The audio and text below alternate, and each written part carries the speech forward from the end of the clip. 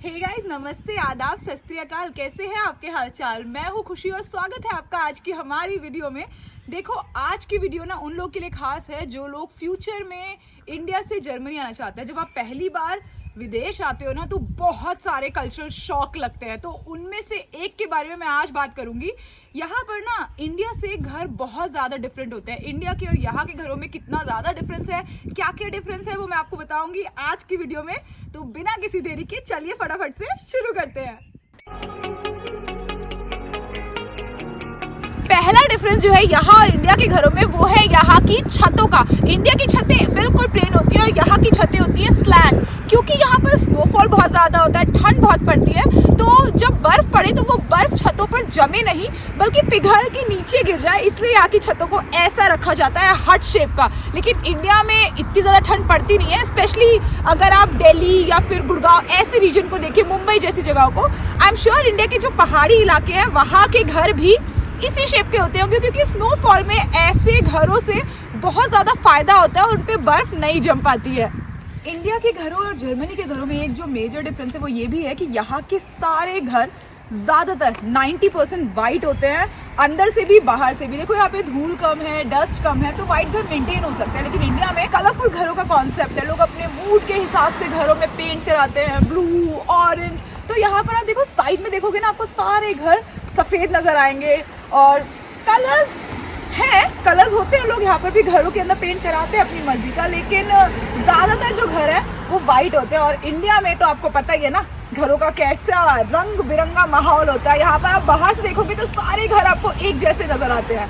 एक जो इंडियन और जर्मनी के घरों में बहुत बड़ा डिफरेंस है ना, वो है यहाँ की बड़े बड़े ग्लास डोर्स और बड़ी बड़ी ग्लास विंडोज। यहाँ पर अमूमन ना हर घर में बहुत बड़े बड़े ग्लास डोर्स और विंडोज होती है, जिसकी वजह से जो घर होते हैं ना वो वेल लिट रहते हैं। देखो यहाँ पे ना विंटर्स बहुत ज्यादा पड़ती है, तो विंटर्स में दिन कम देर के लिए निकलता है। तो बड़े ग्लास डोर्स और विंडोज होने का ये जो फायदा है ना कि घर में आपको जब तक सूरज की रोशनी रहेगी तब तक आएगी। और एक और जो फायदा है ना वो ये है कि आपको ऐसे करके आप वेंटिलेशन दे सकते हो, और अगर आपको थोड़ा सा कम वेंटिलेशन चाहिए तो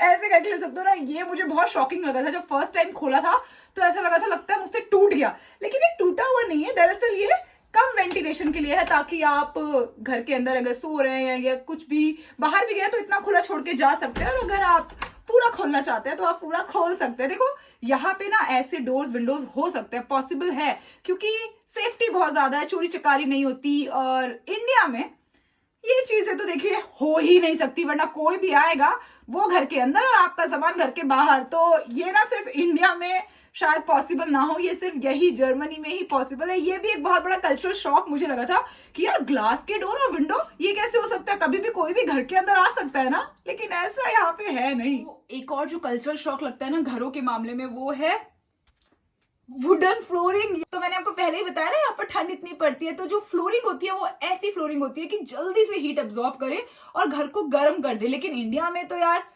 मौसम बहुत गर्म होता है, तो इसलिए वहां पर ऐसी फ्लोरिंग होती है जैसे कि फर्श, मार्बल, जो ठंडे रहे।